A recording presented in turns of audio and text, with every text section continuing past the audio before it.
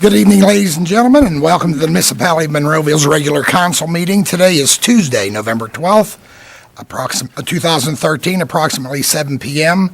If we'd all kindly rise for the Lord's Prayer, followed by the Pledge of Allegiance. Our Father, who art in heaven, hallowed be thy name. Thy kingdom come, thy will be done, on earth as it is in heaven. Give us this day our daily bread, and forgive us our trespasses as we forgive those who trespass against us. Lead us not into temptation, but deliver us from evil. For thine is the kingdom, and the power, and the glory forever. Amen. I pledge allegiance to the flag of the United States of America, and to the republic for which it stands, one nation, under God, indivisible, with liberty and justice for all.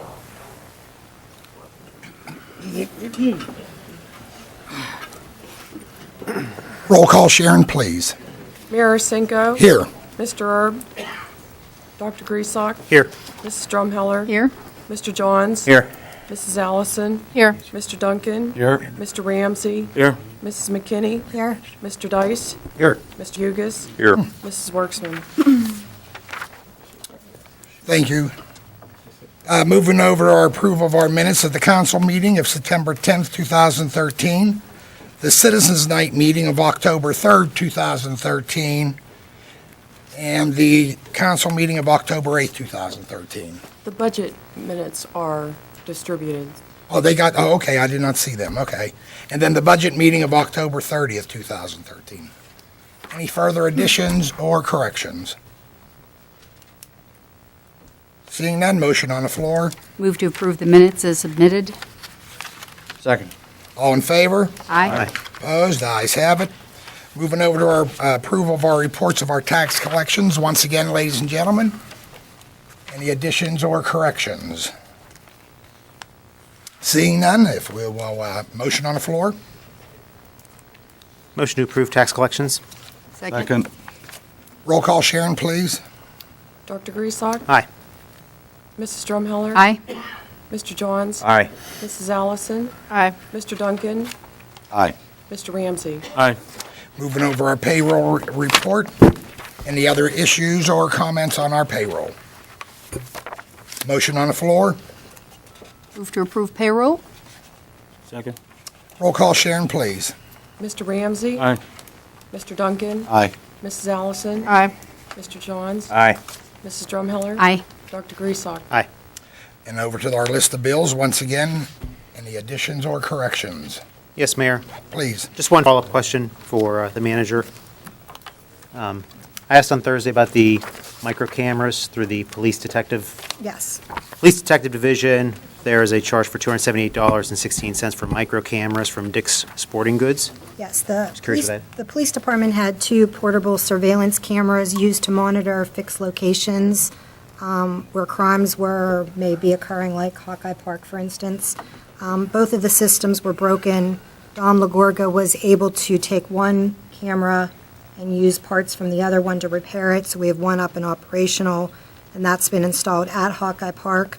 These cameras were purchased in lieu of that for $100, $125 a piece that can be used randomly throughout the municipality for that same thing, saving the municipality about $9,700. So Dick's Sporting Goods, I'm assuming it's probably like some kind of like a deer or a hunting type camera, like a trail Exactly. camera? It's Okay. a trail camera, exactly. Okay.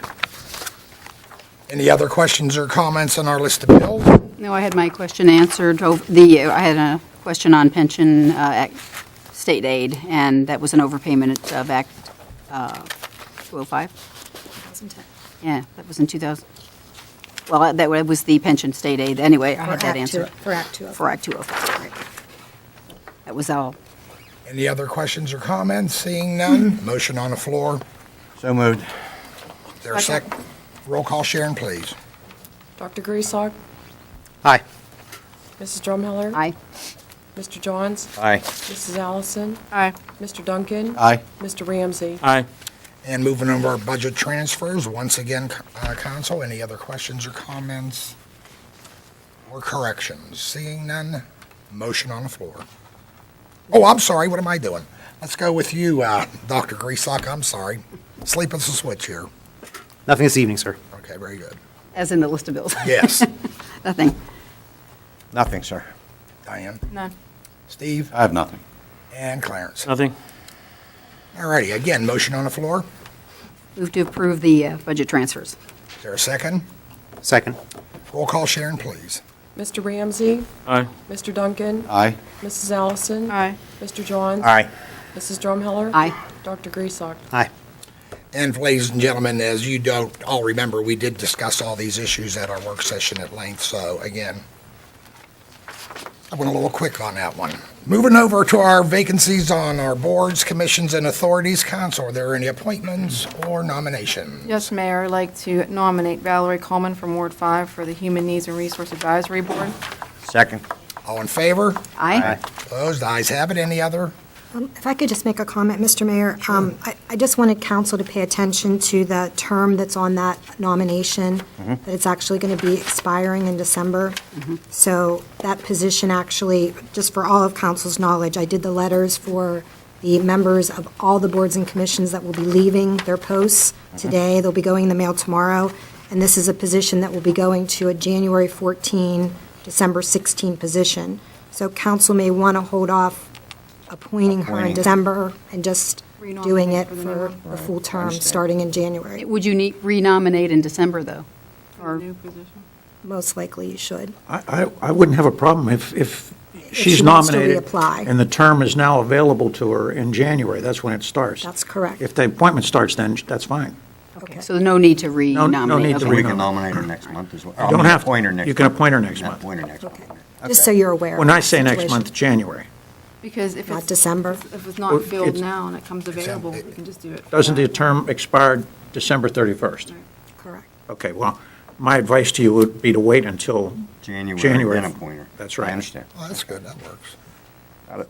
No point in January Yeah. from this nomination. Right, and just so members of the audience are aware that the new list comes out of all the vacancies for 2014, so if you want to pay attention to TV 15, we posted the library, the senior center, and it also is put on our website. So if anyone is interested in any of our boards and commissions, those will all be coming out in the next day or two. Thank you. Any other appointments or nominations? Seeing none, we'll move over to public comment on agenda items only. Agenda items only. Seeing none, we'll move over to our new business. And Paul, if you'll handle the first one, if you would. Absolutely.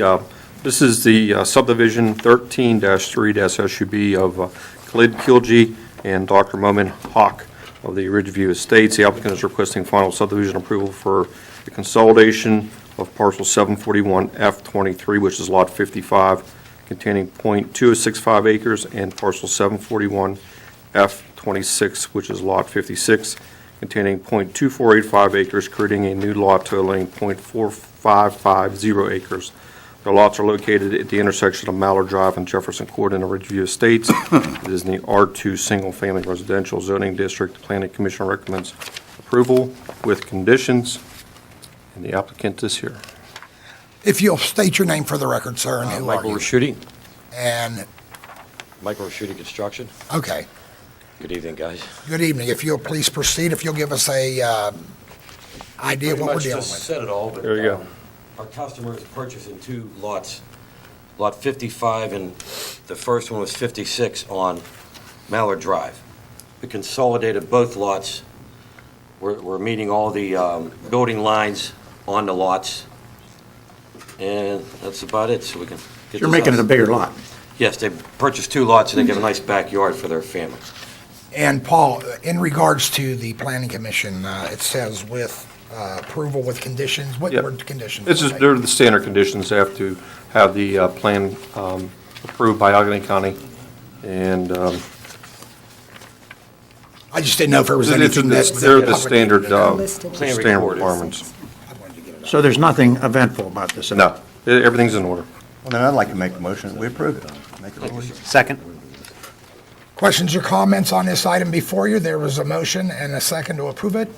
Seeing none, roll call, Sharon, please. Dr. Griesach? Aye. Mrs. Drumheller? Aye. Mr. Johns? Aye. Mrs. Allison? Aye. Mr. Duncan? Aye. Mr. Ramsey. Aye. Good luck with your project. Thank you, ladies and You're gentlemen. welcome.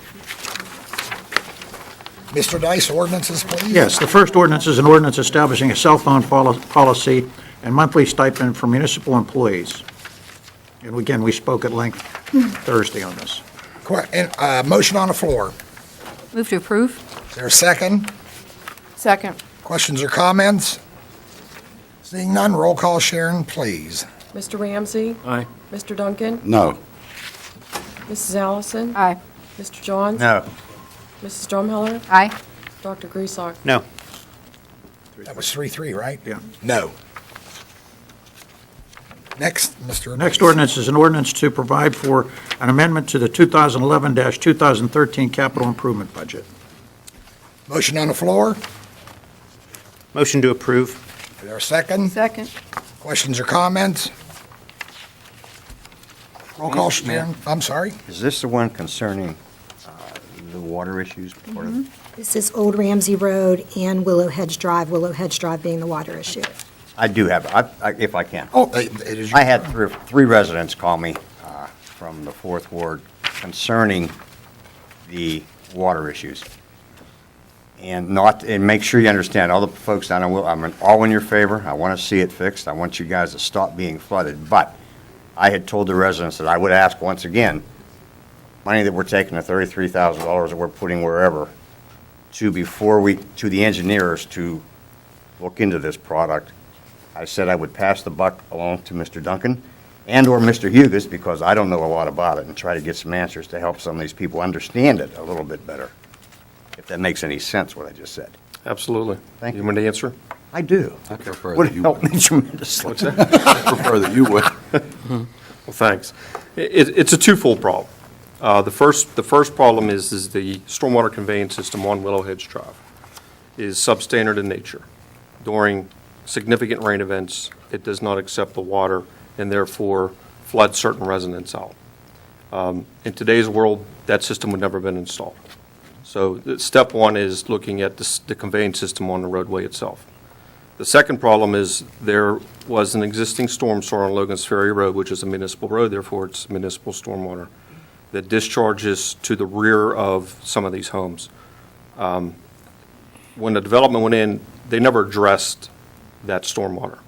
But in today's world, when we get significant rain events, the water ends up in their backyard. And that's part of the problem also. So it's a twofold problem. So we have to look at two separate issues, but they're both municipally related. If I understand it, I try to do a little bit of homework. Even if the builder or someone, if they go back to whoever was in charge of that at whatever time, even if that construction project brought all the sewer lines to the road, we would still have to take it from there and get the water out of there, am I right? The municipality is responsible for the roadway system, the storm sewers within that roadway system, and maintaining the water from the roadway Yes. system. I understand. So, all three of those components, we are responsible for. I understand. And that's what we have to find out, what is not functioning properly. Thank you. And during normal rain events, it does work, but during the heavy rain events, Does it not. doesn't. I understand.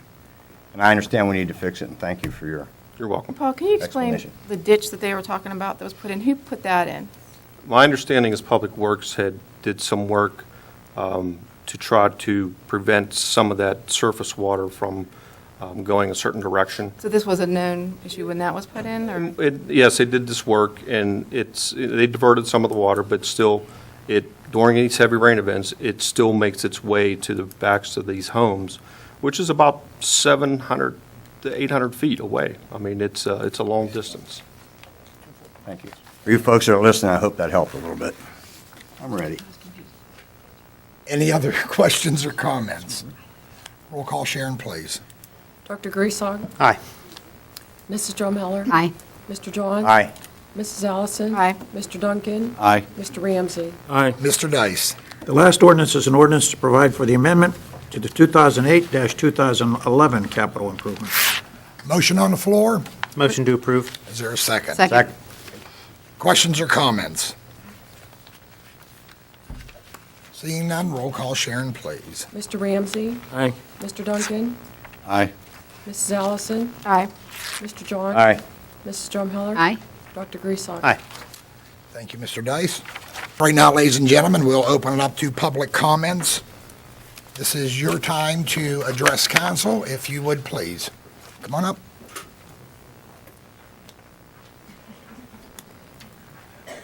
Please sign in and state your name, but not your address, but that you do live in Monroeville.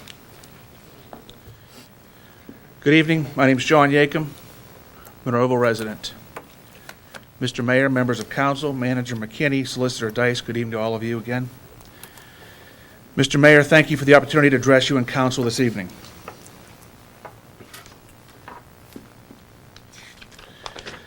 During the past several months, we have begun to see those responsible for the terrible violation of personal privacy and individual liberty held accountable. There have been several terminations which the press has linked to the privacy violations. The Pennsylvania Attorney General has done an investigation and has drawn conclusions similar to what we have seen in the paper from the Dickie McCamey investigation. There seems to be some consistency to the responsible parties. Several months ago, I addressed council and specifically asked about CREA, the Criminal History Records Information Act. Mr. Mayor, if you recall, you asked Fire Chief and then council candidate Ron Harvey to respond to my allegations. If my memory is correct, he claimed that there were no violations. I guess the Attorney General's office sees it differently. I hope you, the minority of this current council, and the council-elect notice some of the choice words used by Mr. Churba. He seemed to be implying that based on their investigation, there were significant violations of CREA, but there were no sanctions because of the cooperation and corrective actions taken by McKinney and Pasquarella. He went on to say that these corrective actions are, if these corrective actions are reversed, they would pursue more stringent criminal and civil actions. I also find it a bit interesting that the shadow counsel is making decisions in the newspaper. To the best of my knowledge, Mr. Mayor, our current council has not heard, as a body, the reasons for the termination of the former chief or the dismissed dispatchers. Mr. Duncan had asked some questions last month, but when someone suggested the council go into executive session, it never occurred. So this council, as a body, really does not know why any of the recent terminations have occurred. The shadow counsel could not be aware of any discussions because the executive session never occurred. And it would not have been there even if it had. Furthermore, they have not had any access to the Dickie McCamey report. So, Mr. Mayor, how can either council really know if the decisions made to terminate employees were righteous or not? It would seem to me that McKinney and Pasquarella have been doing the right thing. I heard one of your cronies suggest that there had been a knee-jerk reaction. I think McKinney and Pasquarella's actions have been cautious and prudent. They have let the process work its way through. And, Mr. Mayor, McKinney and Pasquarella have done this under tremendous and misguided public pressure. The knee-jerk reaction, Mr. Mayor, has been with the three council members-elect comments in the paper. They have made the case for reinstatement without seeing or hearing the facts or the evidence. The other thing that I find interesting is that while the current majority has been accused of micromanaging the manager and the chief, the opposite is actually true. The majority of council has let manager and chief slowly and deliberately work the process. See, Mr. Mayor, the process protects all of us. So, Mr. Mayor, we have a chief and a manager who have done the right thing to protect our citizens in our police department. They have done the right thing under tremendous public pressure. They have done the right thing in the face of death threats, and they have done the right thing after hearing threats made against their families. They have faced tremendous pressure. They have done the right thing, and you, the current minority, and the 4 newly elected members of council have made multiple statements that you want and will reverse their actions. Mr. Mayor, I want to make a promise to you. If you or the new council reverse the decisions that have been made to protect our community, you will be called out for it, and the Attorney General will know about those actions before your gavel comes down to close that meeting. Mr. Mayor, McKinney, Pascarella, Allison, Erb, Drumheller, and Ramsey have faced abuse, harassment, embarrassment, threats of bodily harm to themselves and their family members, threats to their employment and the employment of their family members. They have been ridiculed while sick. They have had their children called out and threatened, and yet they have stood firm. They have stood firm because they had taken an oath, and that oath was to protect the citizens. And for the last 10 months, that is exactly what they have done. Thank you. Once again, ladies and gentlemen, I will open up the floor to any resident that would like to come up and address council. And again, if you have not signed in, please do so. State your name for the record, and obviously not your address, but that you do live in Monroeville.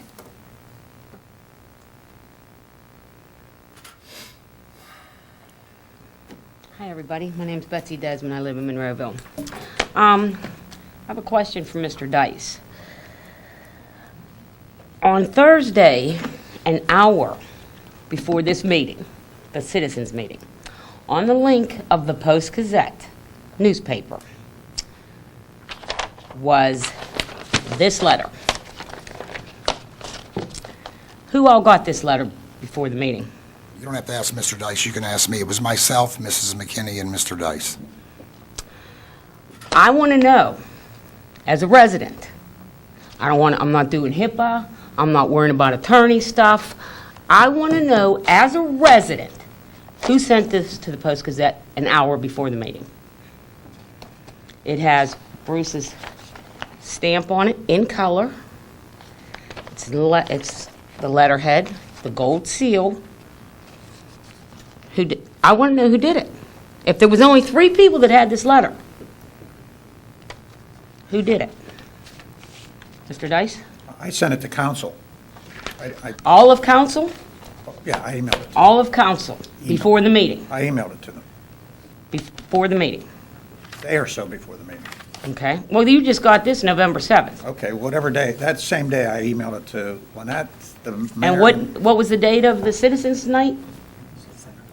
That The same day. 7th. Yeah. So the same day, somebody emailed this to the Post-Gazette, and it got on to the government, whatever, watchdog thing.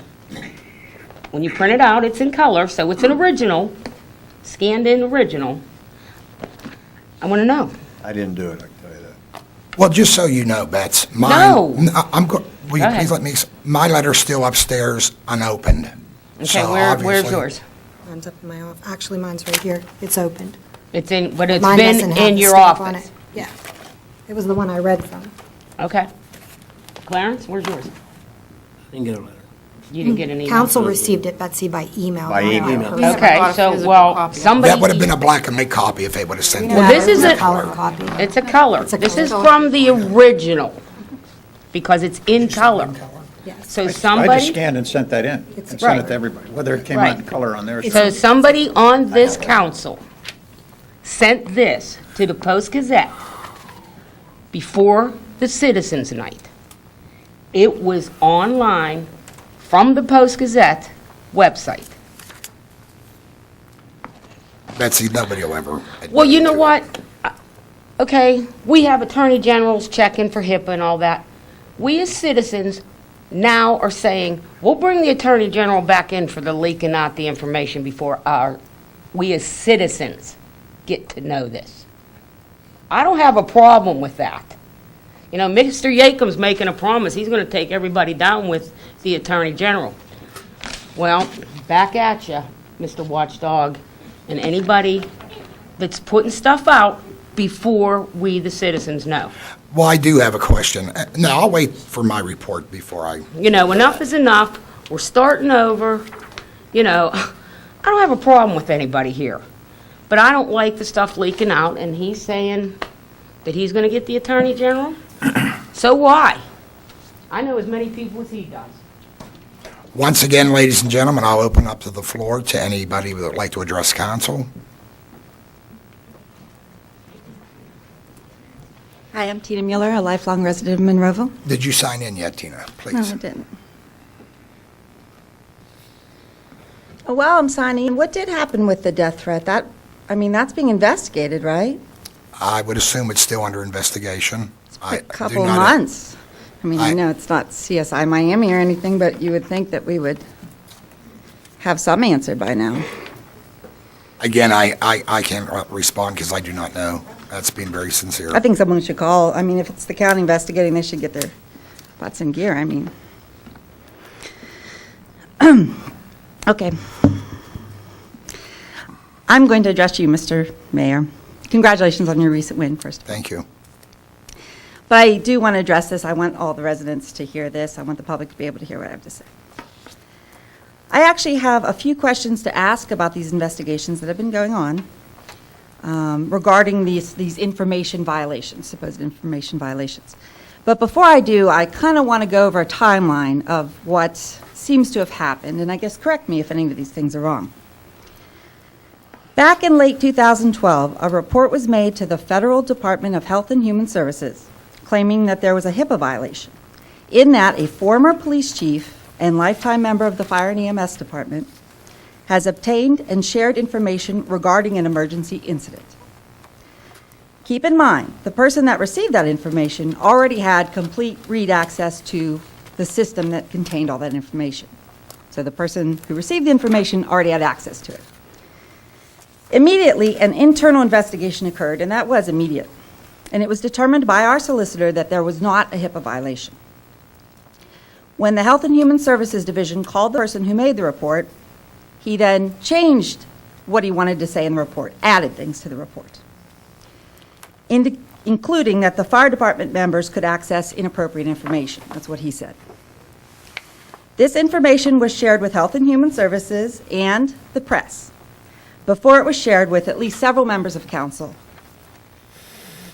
This, by the way, is in violation of the computer usage policy that all municipal employees must follow.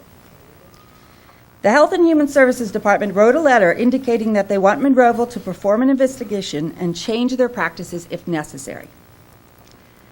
A second internal investigation was done at that point using a different law firm, which I guess was Dickey McCaney.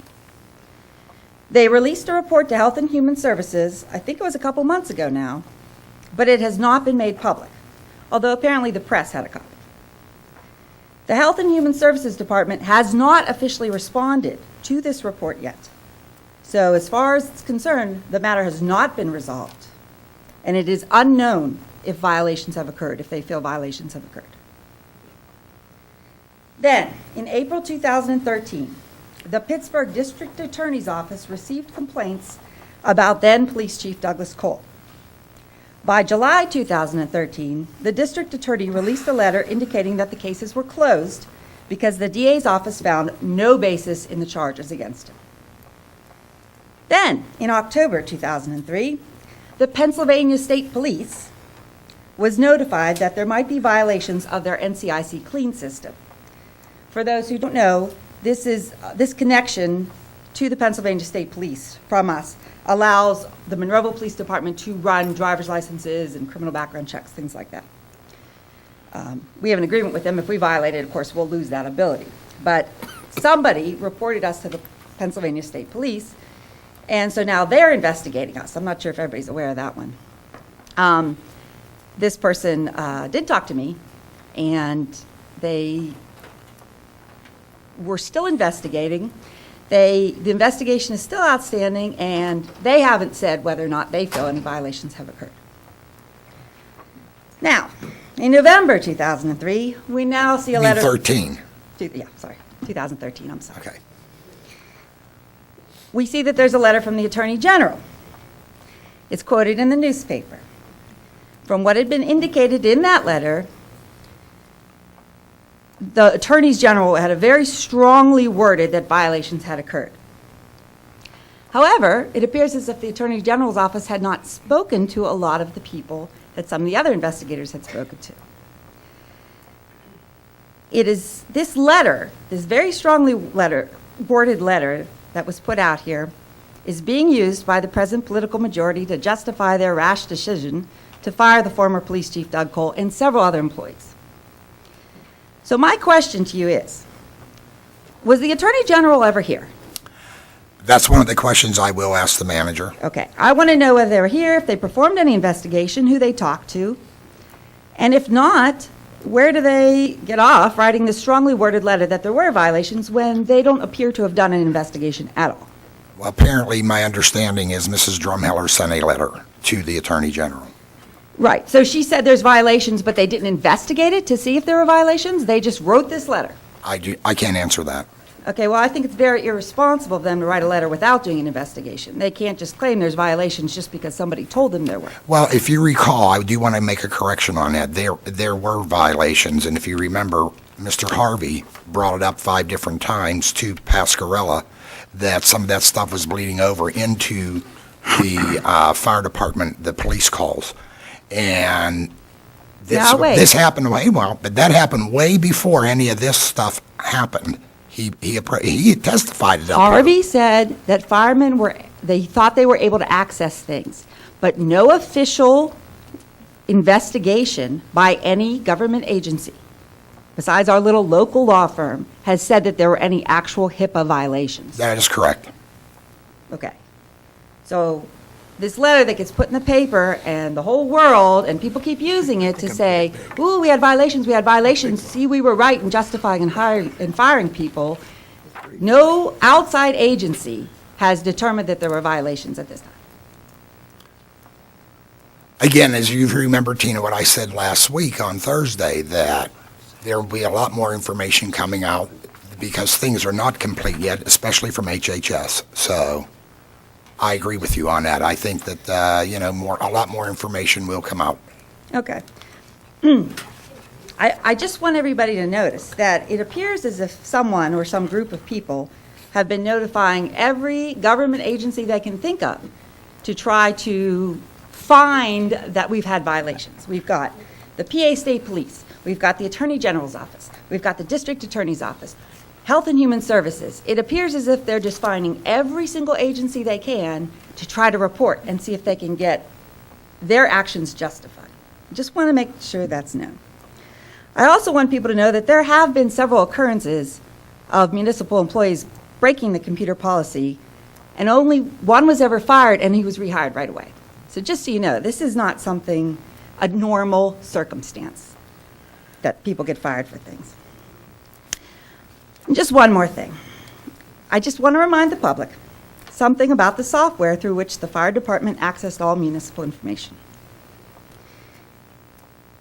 Everybody in the paper, all the letters keep blaming former Police Chief Doug Cole for all the violations.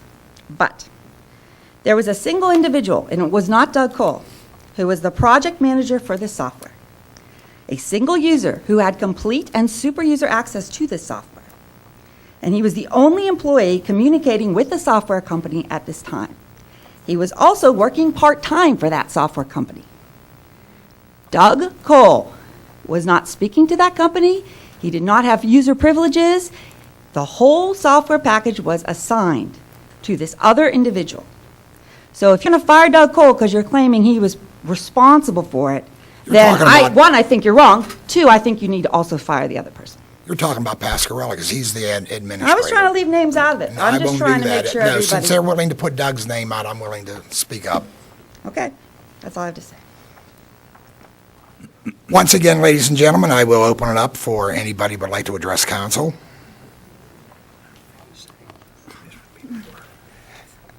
And Beth, as you sign in, and state your name, and obviously you live in Monroeville, I just wanted to say to our listening public, as well as everybody sitting here, I apologize that this keeps coming up. Being in the minority, we have no control over what goes out to the media.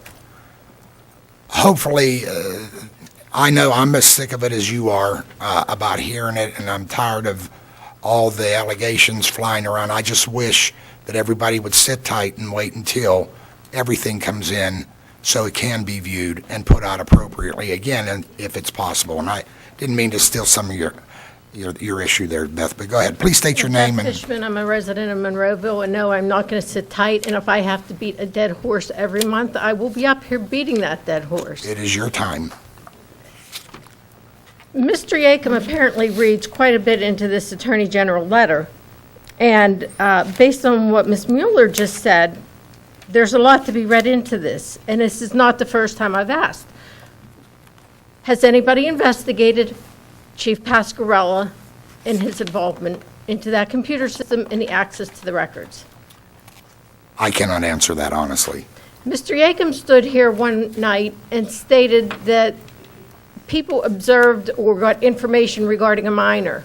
How did he get access to that information when no one knew the supposed charges involved a minor? Again, that's one of the issues we've had up in council for the 6 years I've been here. Information leaks out all the time.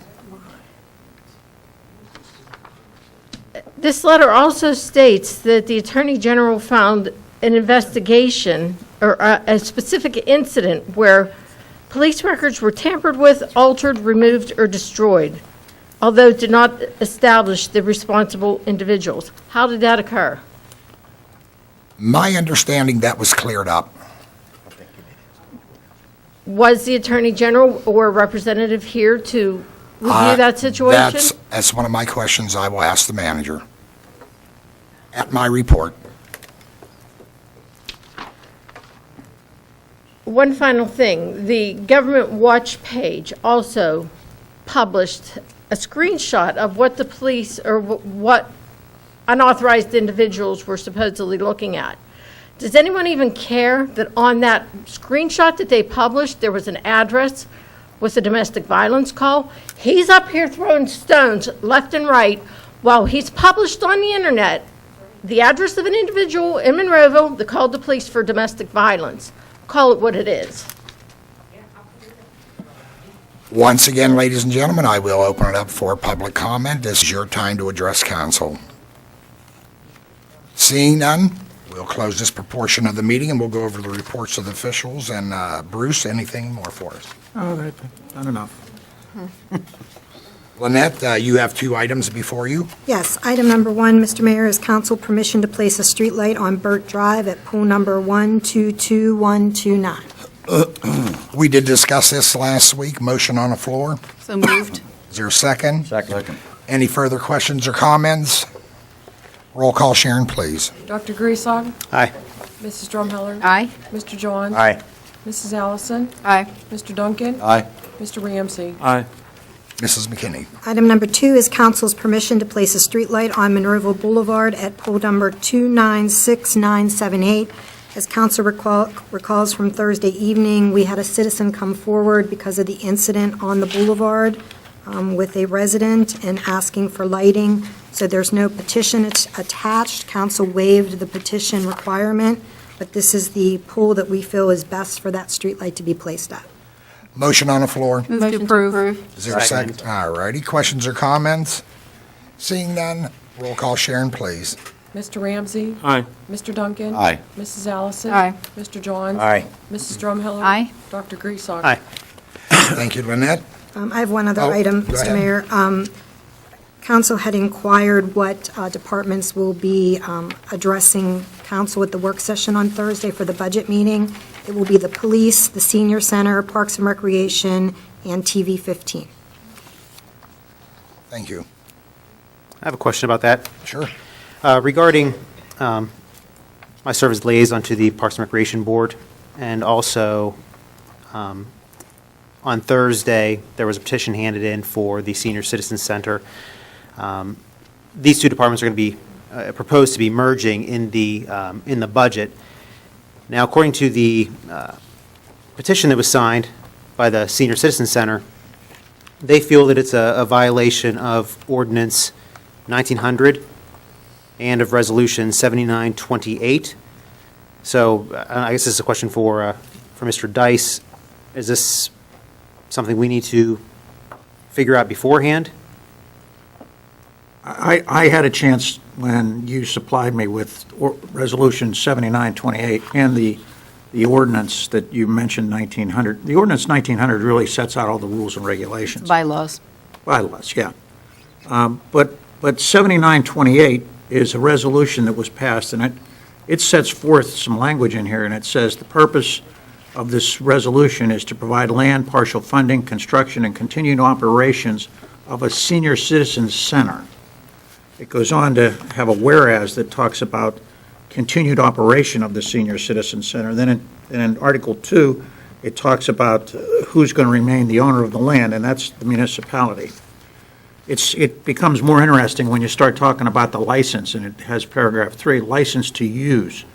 And the municipality shall and does hereby grant a license to use the premises herein described for the purpose of constructing, operating a senior citizens center.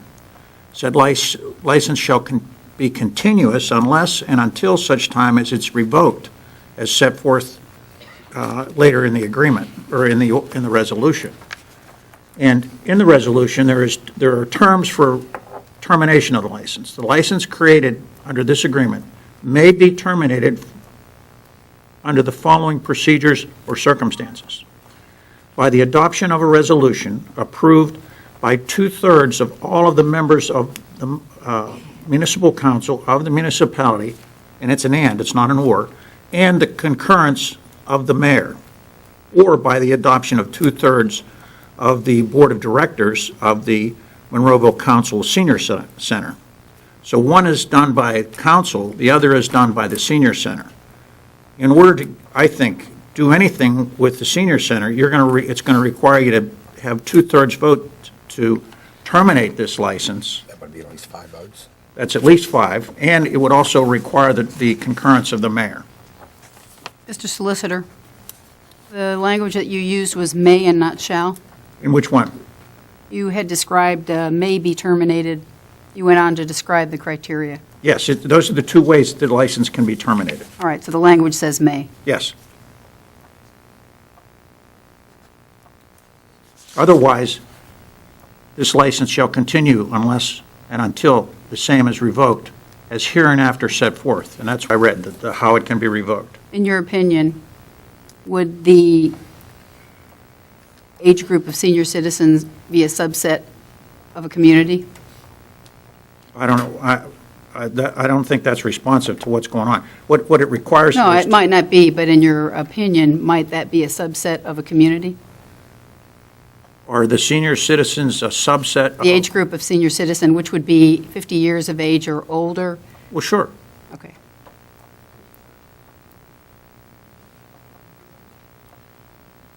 So I'll field any questions, but I mean, it's pretty black and white. Does that answer your questions, Nick? I don't know if it answers them or if it creates more questions. I mean, I guess when we talk about we're talking about proposing the budget that's proposed, I mean, is if this can be done or not done. If it can't be done, I don't know what we discuss on Thursday as far as the Parks and Recreation Department and the Senior Citizen Center. I mean, do we discuss what is proposed, which possibly can't be done, or something different presented? Well, I would like to discuss the proposal, and then council can hear all the information, and then if they want to pass the resolution, then that would be your objective. And I agree with that. That's probably the best way to proceed. You know, you The can bottom- have a budget. It'd be essentially 2 votes. We would have to vote if we are going to do the change or revoke resolution that you read from, 7928, and then we would have to vote to approve the budget. Is that correct, Mr. Dice? It'd be like a 2-step, That would be the logical way to do it. Okay. But neither of them can be done on Thursday at the workshop. Neither can be done at a workshop. This has to be done at a voting meeting. Which would be the December council meeting. That answers my questions then. And Can I ask a real quick question while we're on the subject of the budget? Oh, were you still explaining?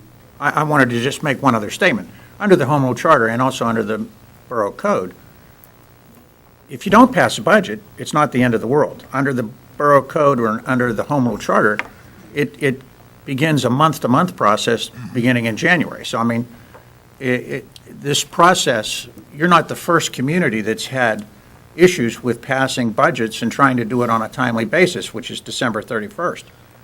If it doesn't get done, it just doesn't get done. And it moves into January and then into February. But then again, you know, the responsible thing to do is to try to pass a budget by December 31st. But there is provision for if you don't pass it. So, it's not the end of the world. The municipality runs then by month to month. I'm sorry, Steve, that's it. No, I'm sorry. I just have one question. I received some phone calls, and we couldn't find the budget on the webpage. Should be on there. It's not. I looked. I had some calls from my residents as residents well. have looked. Yeah, I asked Andy about it on Friday, and he said it was on there. I'll double check it again. All the years but the proposed 2014 is available. I was told it was up, so I'll double check. It's not. It's pretty critical that we get it up so the residents can view it. It's also available in the library, the municipal I building. understand that, but But I mean, just in the event, Just a so quick- everyone knows. Just a quick question. I know many here have computers. Is it online? Has anybody seen it online? No. Okay. So obviously it must not be up. Okay. Anything Yeah, else? that's, we have to get that in there, because we have homebound Right. residents that, Right. could read through it at their leisure on the computer, so. We're good. Anything else? Paul, if you would. I believe my stuff was taken care of with the ordinances, Mayor. Okay. Well, I didn't know if you wanted to make any No, further I comment. will proceed with the next step of both of those projects. pronounce the name of that place real well. Yeah, you did. Okay. I was grounding on that. That's why I threw it to you. Okay. Clarence, we'll start off with you. I don't have any.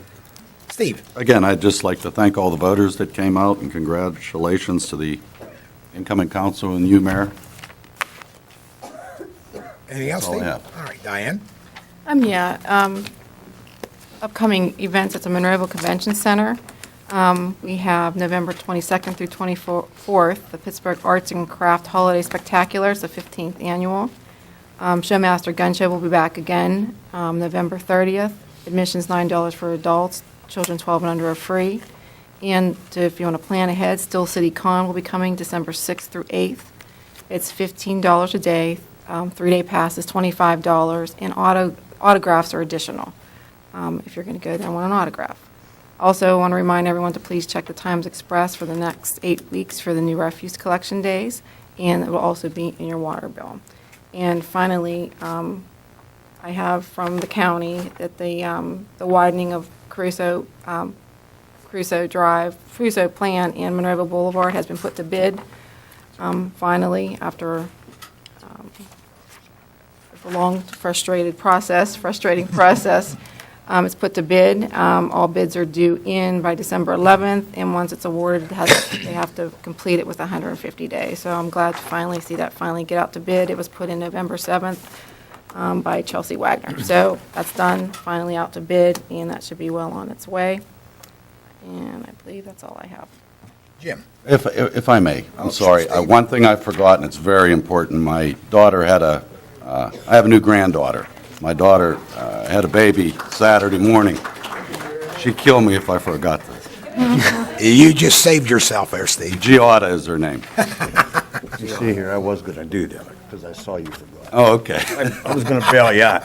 Jim, if you would. Yeah, I have one question. I have a couple things, but first I have a question. I don't know who to ask it. Anybody up here know what's going on with Pitcairn Road? I know I asked that one other time. I was down there again today. I'm getting people calling me. I went through the roadblocks. You want me to answer that? We recently received a letter from Allegheny County's Department of Public Works. Their geotechnical engineer, which is AWK Engineering, had recommended to the county that the road remain closed until they do further investigation. So the road will remain. I'm not a road person, but being down there today, I sat right at that hillside and looked. I saw the water. I understand. What I don't understand is people use that road a lot. Why can't they put up some Jersey barriers? This is just me. I don't know. Put some Jersey barriers and a stop sign at each end somehow or something so people can get through there. They had made some similar recommendations to Allegheny County. I don't know what direction they're going to go in. Okay, I understand. Well, do you know if they cut the trees yet or not? They were supposed to come out and, I don't know if they did or not. okay.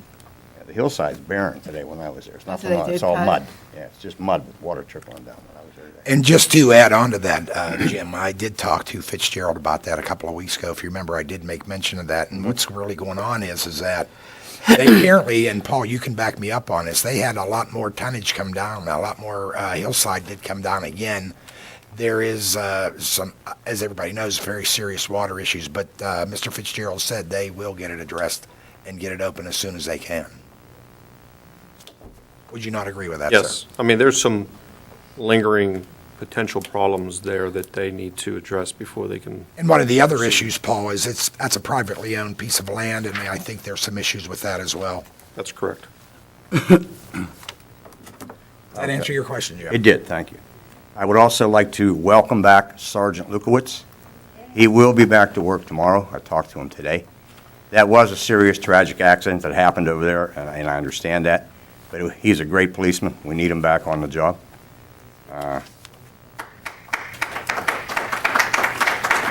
Congratulations to Steve and his family. Thank you. I'm glad you remembered. Yeah, you'd have been in trouble. Last thing, and I'm done. Everyone's aware that I'm aware of. Monroeville's had a Christmas party, the municipal employees, Public Works, for a lot of years. I've heard this from some of the older fellows. I've only been there twice. Thanks to some, we won't mention names, a little bit of work, didn't take much.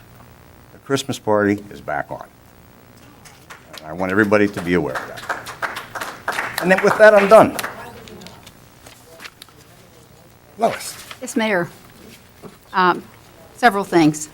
I wanted to, in the senior news, kind of break it up two different ways. First of all, to remind people again that the holiday pancake breakfast, mainly because this registration is going to be over by the December council meeting. The holiday pancake breakfast will be held Tuesday, December the 10th at 9 a.m. And that will be starting with a scrumptious meal, followed by the Monroeville Chorus and bingo. And, of course, the Monroeville Senior Center would like to welcome families. Great opportunity for you to show them where you spend your days. Guests of any age are welcome. Santa will be there to wish everyone a happy holiday. Menu, again, is pancakes, sausage, links, fresh fruit, orange juice, coffee, and hot tea.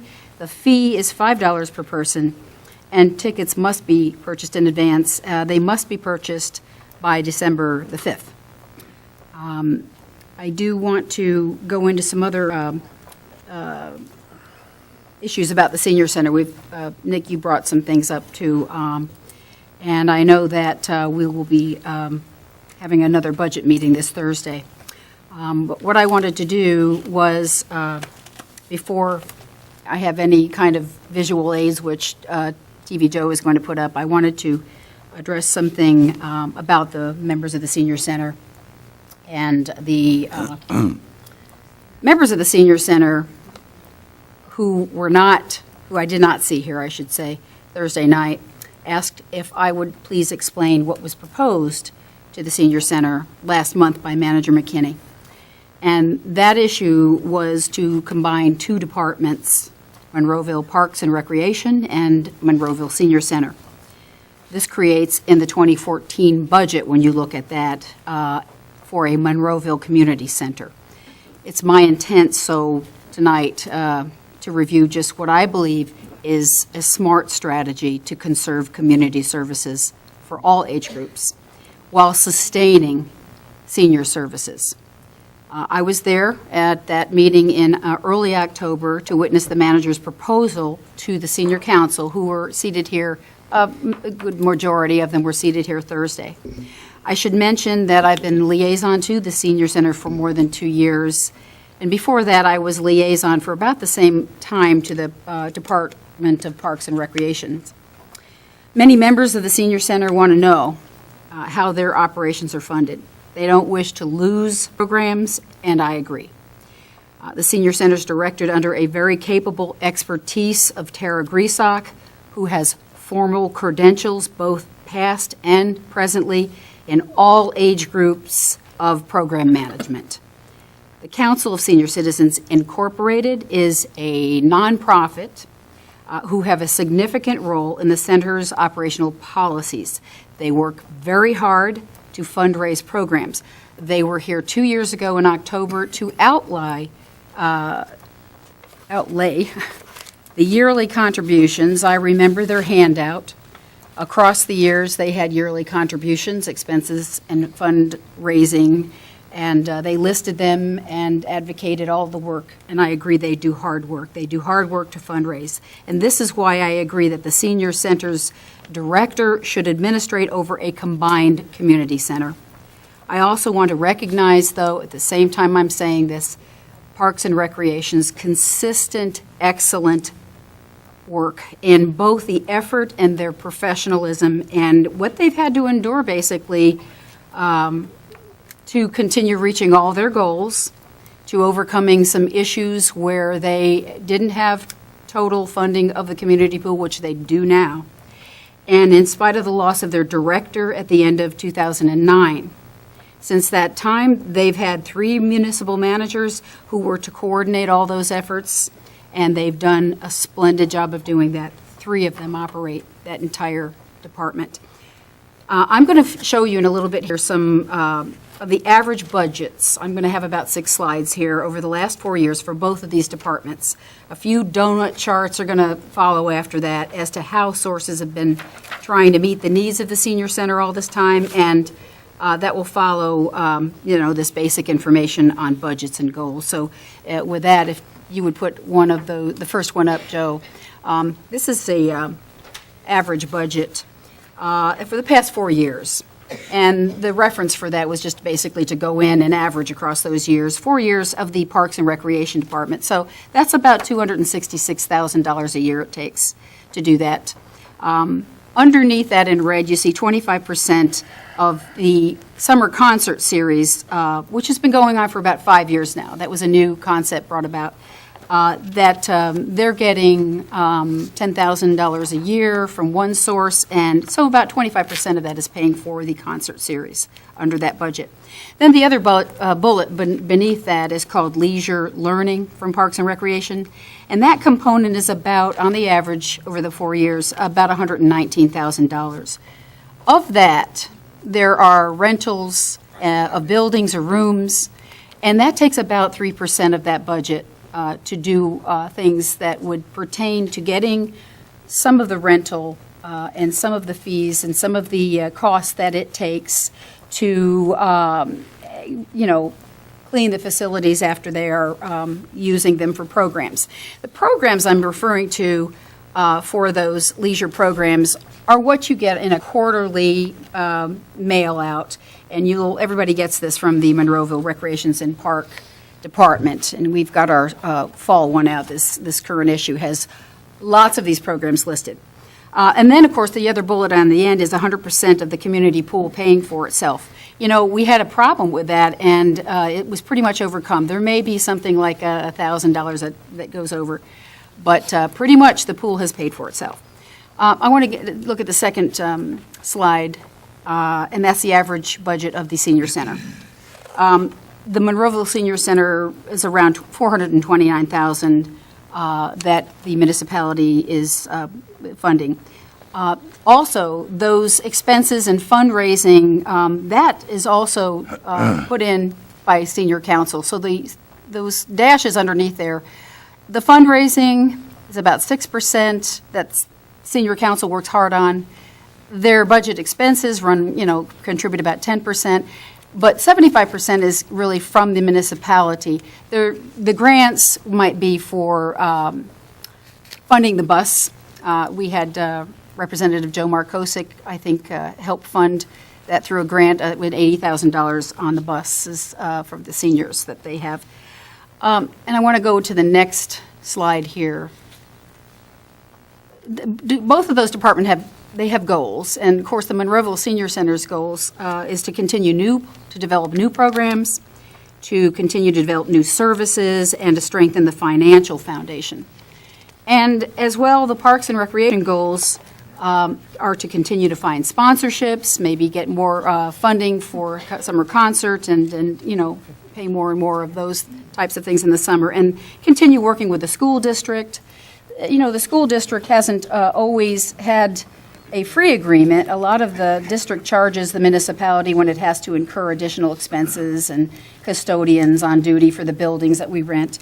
But to continue to work with them, and then, of course, respond to the public's interest, because you have to continue to produce programs for the public, and you try to throw some new things out there, The same goes for the senior center. They have similar goals. I want to look at 3 years now because these are those donut charts that I'm going to show you here. And so the next slide, I'm sorry, I apologize that it wasn't a bigger slide, but I chose 3 different years, and these are the years that this is the funding of the senior center. The blue, of course, is in that year, 2005, about $326,000 came from the municipality. And the red, of course, was the capital budget. We had $37,000 that had to go into paving the parking lot that year. Under the, I think you could see that it's green, was the amount that council budgeted toward expenses. That was $41,000, and then the purple is $57,000, and of course, that's the senior council fundraising that they did. There's a very tiny slice there that's in light blue. This really isn't part of what that budget was that year. This is the $3,500 that it cost to try to find a space. If we could have sought a space for after hours, that's how much it would have cost to rent that for some of the Parks and Recreations program. That's why I'm including that little slice in there. It's really not part of their budget, but they could have used the space for after-hours programs. I want to go to the next year that we had a capital budget too, so that would be the next slide. And that slide is from 2009. This looks like it's a little bit bigger, and it is. As far as the municipality, we had a $407,000 budget. And of course, there was a capital budget, but you see it's a little smaller in red. That was the year $25,000 we had to spend for the exercise equipment. And then there was, in the green, spending about $54,000 out of the senior council's budget expense. And then that purple was $75,000 that they did for fundraising that year.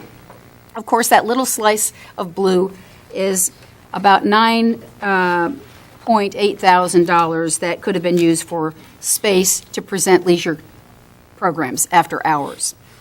Next slide is the last one here, where you can see this is the year 2011, so there's quite a bit of that blue there. That was the municipality that year had to pay $514,000 for running the senior center that year. And of course, we did have a capital budget in red there, but that was just $15,000 for the automatic doors that were needed. Of course, fundraising still occurred. That's been pretty consistent, $40,000 for fundraising and $41,000 for what the senior council did collectively. Then a tinier slice up there of blue, that was $4,000 that we had to spend for rental that could have, they were seeking space. That space could have been sought there because those are after-hour programs, part of the leisure time from the Parks and Recreation.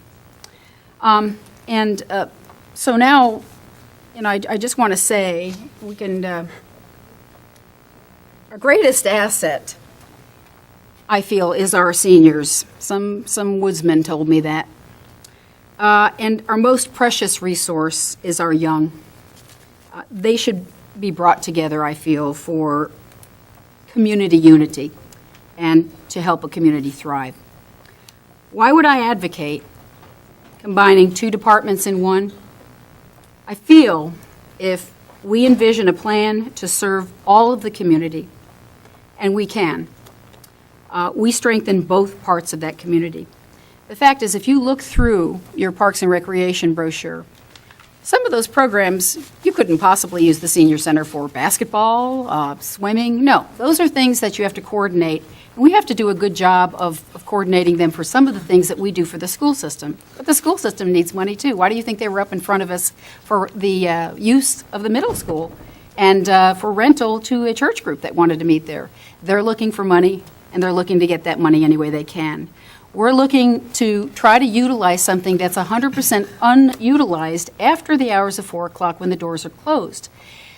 We're not in offering this because I was there listening to the proposal of taking away any of the programs that would have normally occurred. But after that 4 o'clock hour, when you have calligraphy classes, Zumba, young Zumba, arts and crafts, things that can be held in buildings that are 100% unutilized, it makes sense that we demonstrate by having full utilization of an unused center.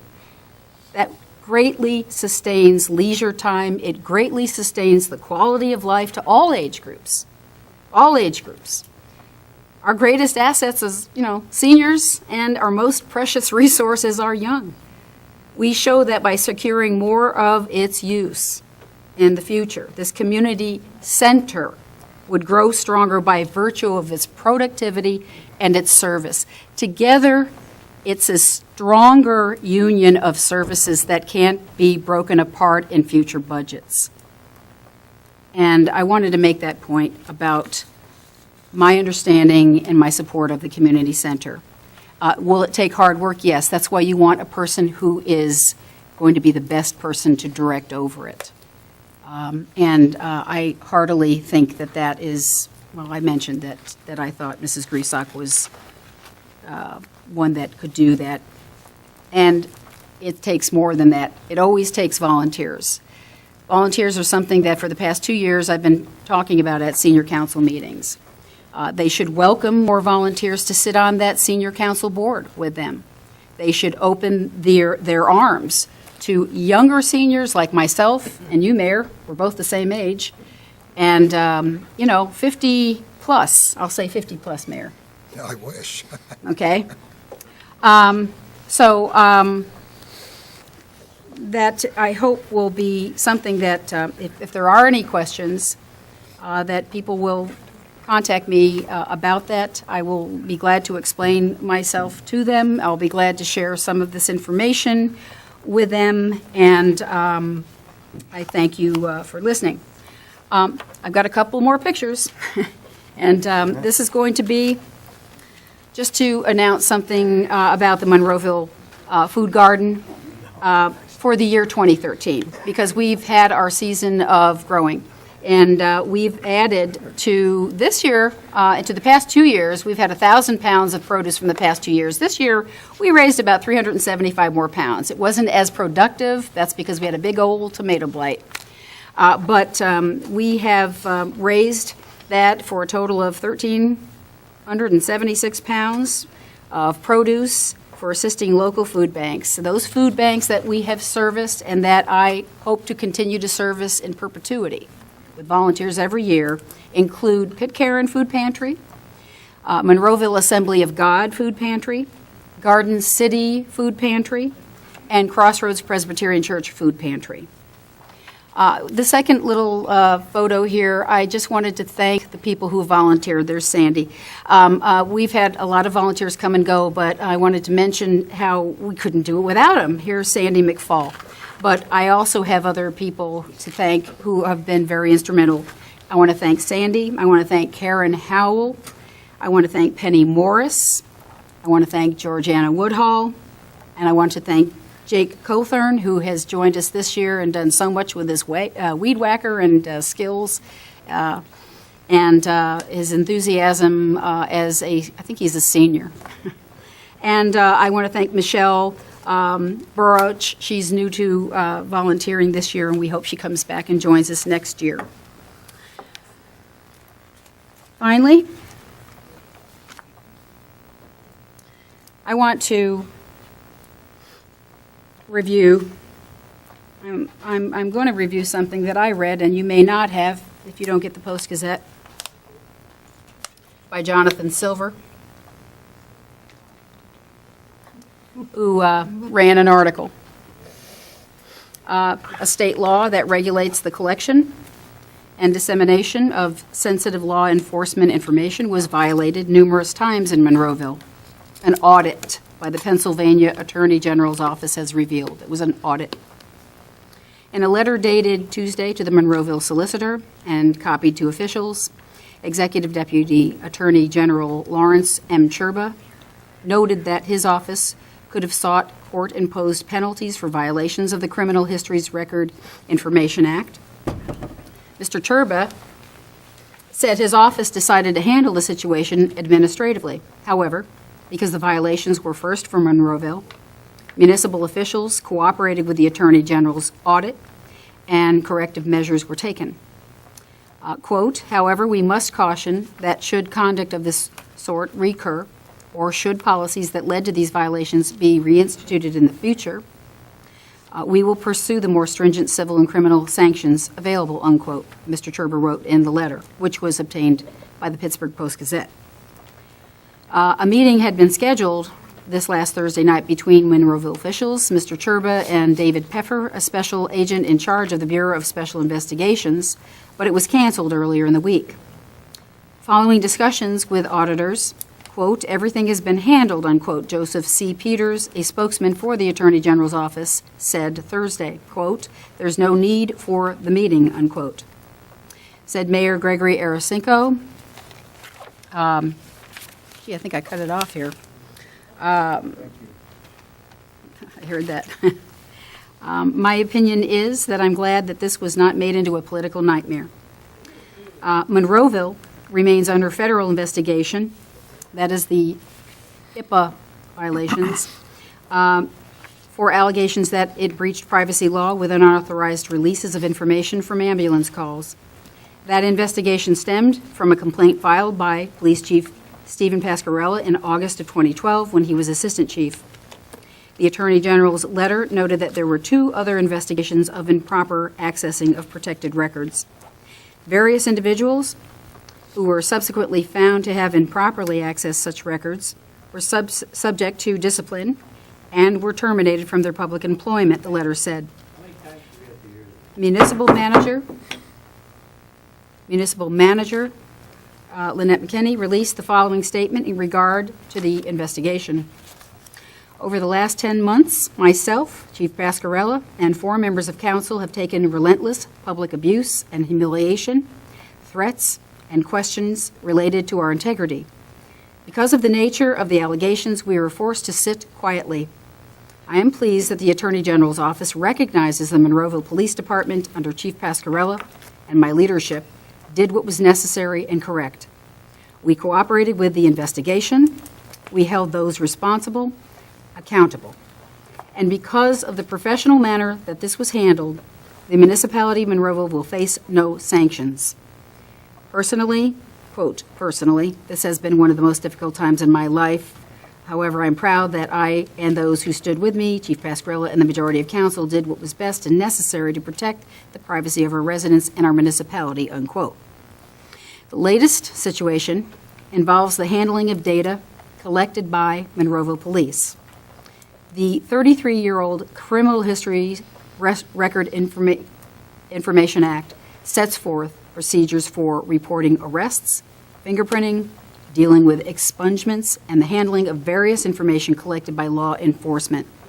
The Attorney General's audit determined the records law was violated when unauthorized individuals, private citizens, and members of the Monroeville Volunteer Fire Department accessed 911 records during a 2.5-year period from August 2010 to February 2013. There was, we determined, unauthorized access to emergency medical services, paging, and to computer-aided dispatch records regarding police calls, Mr. Churba's letter said. Our investigation into this matter also found that in at least one specific incident-related instance, official Monroeville Police Department records were tampered with, altered, removed, or destroyed, although it did not establish the responsible individuals.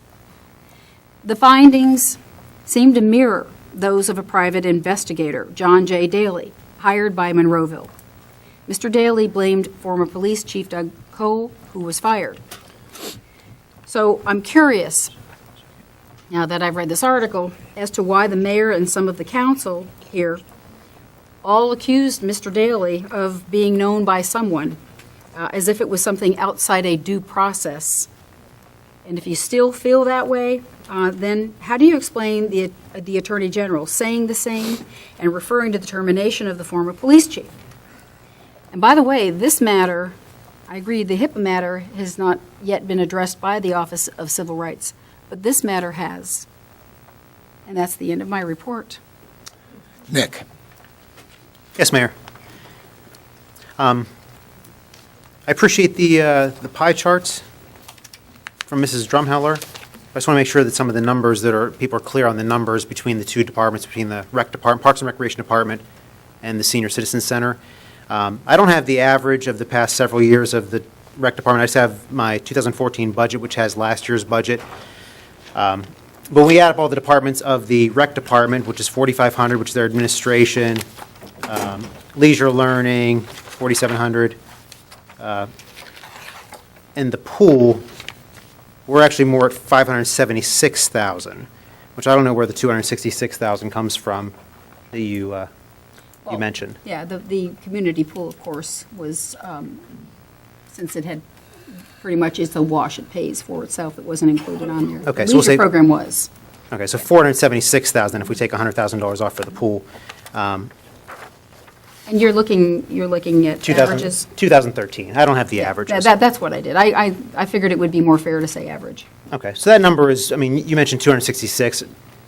My calculation from 13 is more like closer to 500,000. And also some things to compare the two departments.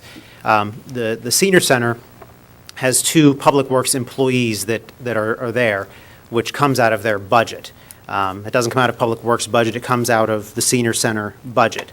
So that's roughly, when it's all said and done, maybe, let's say, $120,000 with health insurance benefits and everything that does not come out of public works, it comes out of the senior center itself.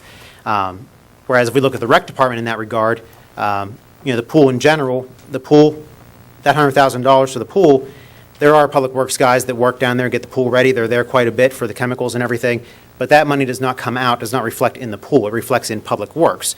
Same thing with the parks department. There's a parks crew that cuts the grass and takes care of the parks. Now, certainly, they're only there during the fair weather months, but those salaries don't come out of Parks and Recreation, they come out of Public Works. So as we look into this further, I mean, we really need to compare apples to apples, because we have 2 Public Works employees coming out of the Rec Department. We have a large amount of Public Works employees that do not come out of the Rec Department, so that will shift the numbers when we start comparing them side by side. And along those lines, I just want to thank Senior Council for inviting me to their soup day today, which was a very nice event, well-attended. They have a wonderful center over there, and certainly there'll be more discussion regarding the senior center and the rec department. But as we move forward on this, I think we need to be clear with the numbers so we can really have an accurate description of the 2 departments and how they operate. Certainly. So I mentioned the soup day, and once again, thanks to the Senior Council. We have a large amount of events coming up for the rec department. Letters to Santa, starting Monday, November 25th, running through Tuesday, December 10th. There are drop-off boxes at the library, also drop-off boxes at the rec department itself. Parents are to make sure that their children's names and return addresses are legible, so Santa can read them. There's been a long streak of Santa answering every letter that is placed in the boxes. Monroeville has great services here. Public Works, Rec Department, Senior Center, Library. They also have found a way to deliver letters to the North Pole in an efficient manner, and everything's answered. So please, Letters to Santa is coming up, Library and Rec Department. Candy Cane Hunt is December 7th. That's a Saturday. It's at the Community Park West. Cookies, hot chocolate. You'll meet in Pavilion 1, and please dress warm. All ages, if you want to come. Oh. Well, it's 1 to 2 p.m., Saturday, December 7th. If you enjoy the Christmas holiday, come out. And Holiday Light Contest is coming up. Residents should turn on their holiday lights on Sunday, December 8th from 6 to 9. A winner will be chosen from each ward, and then a grand prize winner will be chosen from those ward winners. And then lastly, the Give Us Your Best Shot Winter Photo Contest runs from the first snowfall of the season, so it begins today. Take photos, residents are invited to take photos and submit a winter picture in digital format for the rec department, and they will select winners between now and March 31st. So we have Letters of Santa, the Candy Cane Hunt, Holiday Light Contest, and the Give Us Your Best Shot Winter Photo Contest. All this information is available through the Rec Department. I'm sure it's online as well, and through TV 15. In regards to, I'm happy that council passed got the light for Monroeville Boulevard. That is a very unsafe corridor there. Hopefully the light will help with that area. Speaking of pedestrian safety, I just wanted to thank Dom and his crew at Public Works. We did an upgrade to the Heritage Park crosswalk that crosses over Saunders Station Road. That feeds the park from the neighborhoods of Park Forest, which is Knollwood, Deerfield, Woodcliff, Foxborough, Hillsdale, Woodland. They all funnel through that walkway. It's a very unsafe area where the dog park is. People go pretty fast down Saunders Station Road. So they did some upgrades over the past several months to upgrade the signage. And we also, I want to thank Mr. Sedlak, who got me in contact with someone from PennDOT, and we were able to secure, at no cost to the municipality, some yield to pedestrian signs, state law yield to pedestrian signs, which really upgraded that crosswalk there at Heritage Park. So thanks to Mr. Sedlak, and thanks to Dom and his the road crew for getting that all, sign crew for getting it all set up and upgraded, and hopefully that makes that a safer crosswalk. And a congratulations to the Duncan family for their addition and their expansion. And lastly, the day after Veterans Day, a big thanks to all of our servicemen and women who have dedicated their time and their lives to our country. That's all I have for this evening. Okay, I'll try to be quick. I do have a few items, but I purposely saved this one for this evening, and he happens to be here. John Ritter, he ran against me in the general election, and I just wanted to say to you, John, thank you for running such a clean election. You are a gentleman, and I met many of your family members as well, and they seem to be very nice people, so thank you for that. And it was, we had a good time at the polls, so, but again, I just wanted to make sure publicly I addressed that to you. Obviously, the second thing I want to address is, as already mentioned, I'm glad Officer Lukowitz is coming back. Again, such a tragic accident. I will work with County Exec Rich Fitzgerald to maybe to see if we can get some sort of painted crosswalk over in that area as well beside the lighting. I don't know if that's appropriate, but certainly we will address that. It'll be an engineering issue on that. I also would like to thank Monroeville Visitors Bureau. They are going to pass in their budget for 2014. They will support the Memorial Day and 4th of July parade again this year. So thank you to Sean and all your staff there. Obviously, there was a lot of stuff going around in regards to this Attorney General's letter, and as you heard, Mrs. Drumheller again put out misinformation. If you read the letter, it mentions nothing about Doug Cole. Zero. It mentions nothing. So that is still all out there. And again, I am just so sincere when I say this to everybody sitting here and everybody in the audience. I hope to God this next month doesn't continue with the political BS, if you will. We need to just get down to the business of our folks. We have a serious budget coming up in 2014. There's a lot of issues on there. I have talked to many of you as residents you are not happy with. One in particular, if you remember what Mr. Dice said, I have to agree on that merger between Parks and Rec and the Senior Center. I will not. As I stated, will not. So that's a moot issue in my opinion. And if I have to veto all the taxes, I will do that as well if that's the only way I can protect that entity.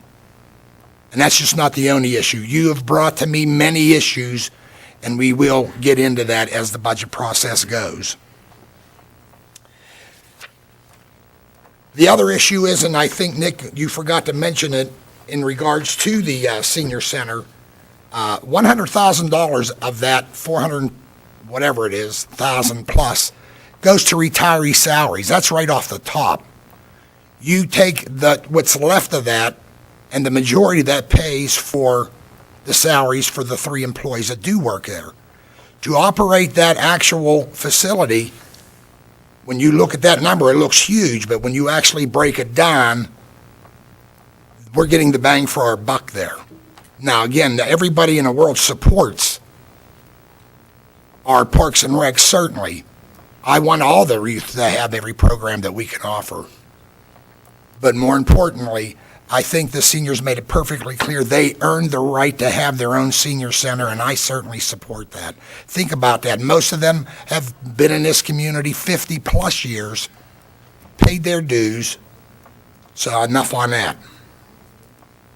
The other issue I want to bring, and it was also mentioned about Mr. Daly and his investigation. Everybody don't know this. I'm going to bring it out anyway. And again, ladies and gentlemen, I don't want to deal with this, but when misinformation goes out or not all the information goes out, as your mayor, I am obligated to let you know.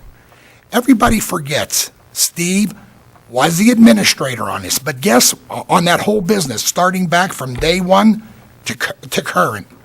But more importantly, Mr. Daly and Mr. Pascarella are very good friends, and it was Steve that brought him in. Now, if you don't think there's some issues with that, that's your opinion.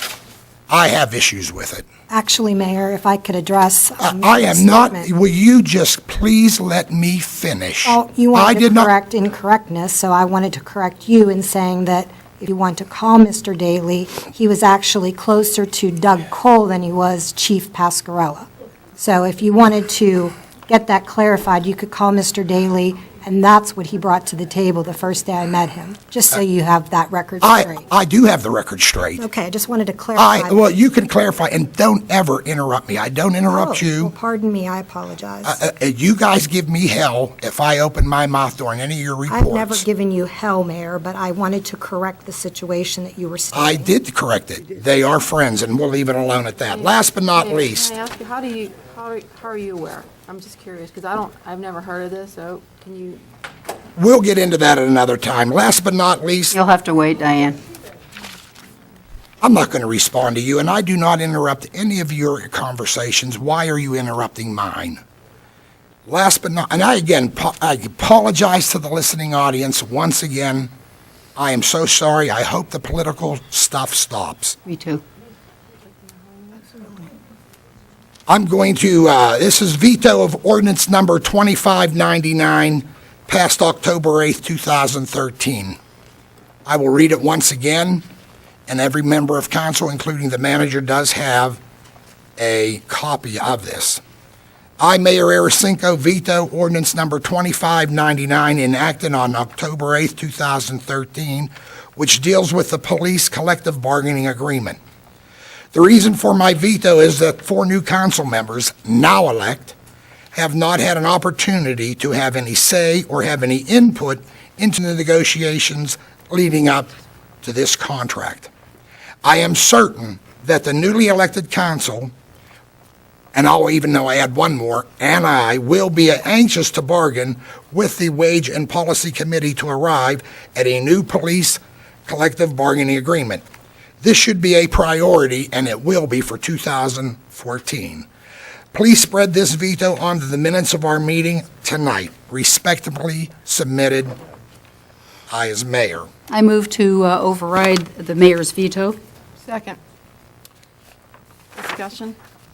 Discussion? Yeah, I am the mayor. I was going to say discussion, but thank you. Call for a roll call. Any other discussion? I'm sure there is discussion. Well, open it up. It's your time. Well, I'm more than aware that this motion will fail, but it gives me an opportunity to at least get some facts out. This ordinance is for an extension of the exact same contract.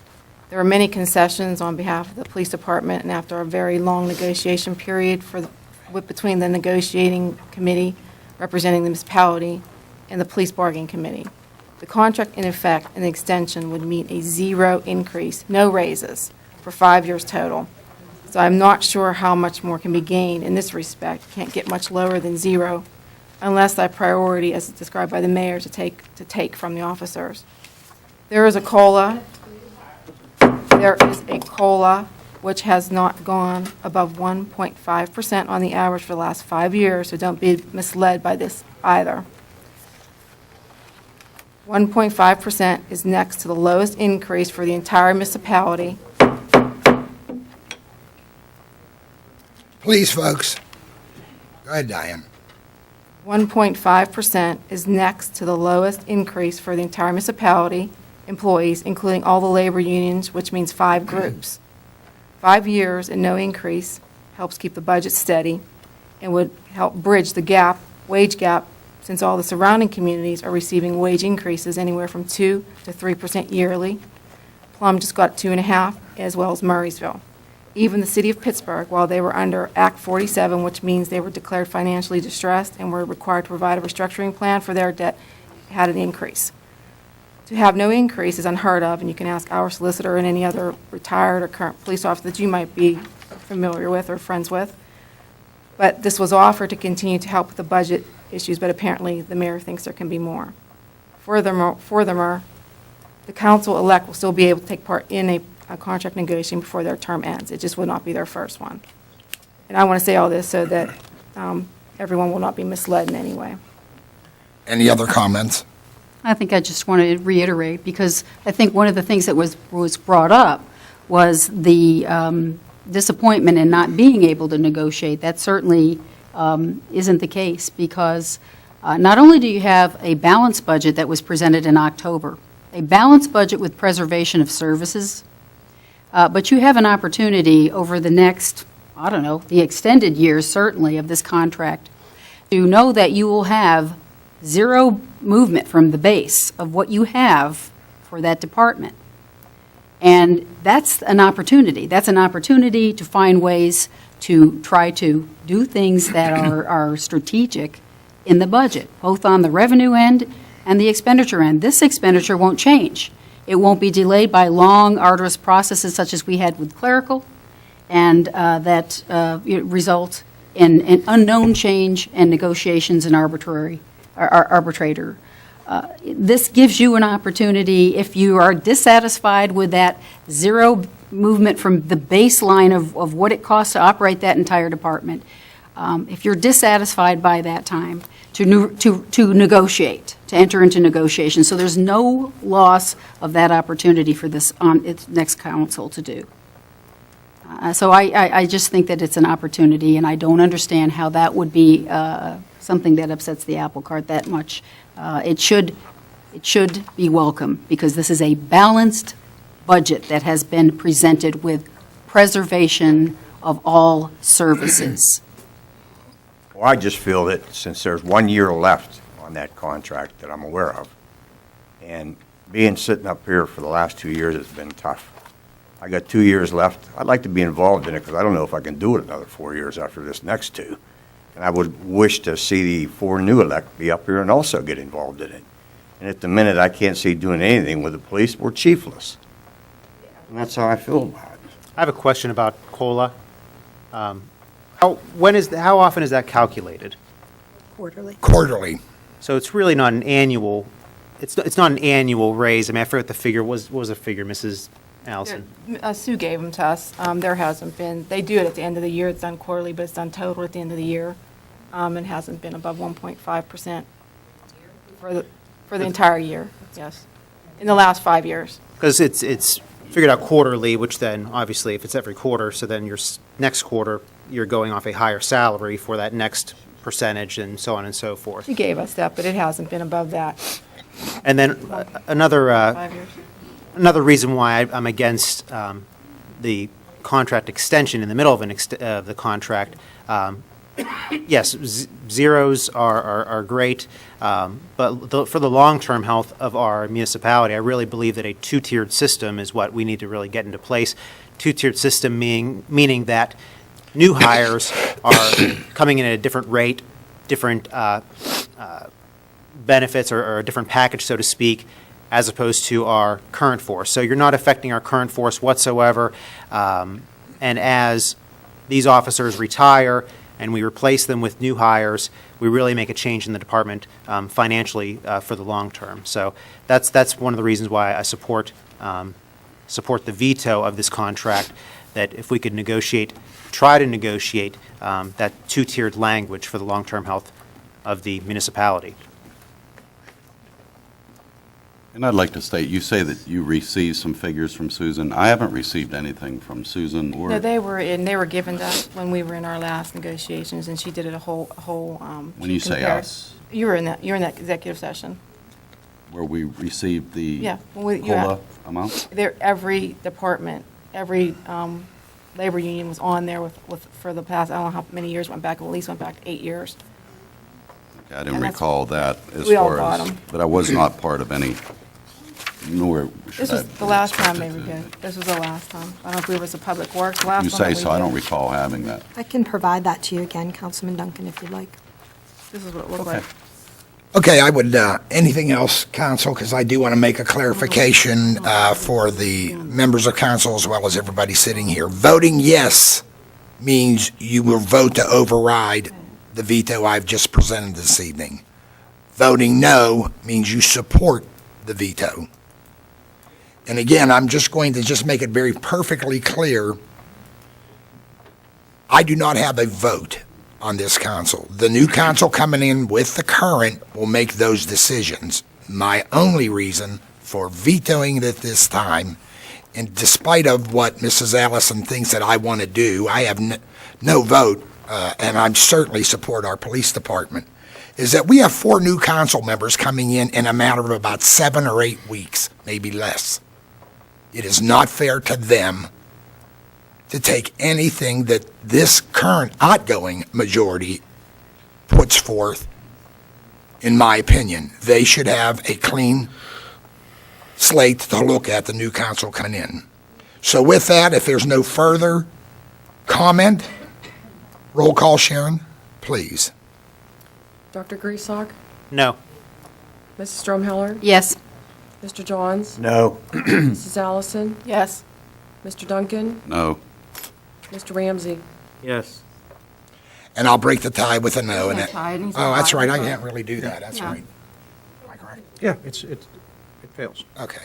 The override fails. And with that, I will seek a motion to adjourn. So moved. Is there a second? Second? All in favor? Aye. Aye. Thank you and good night.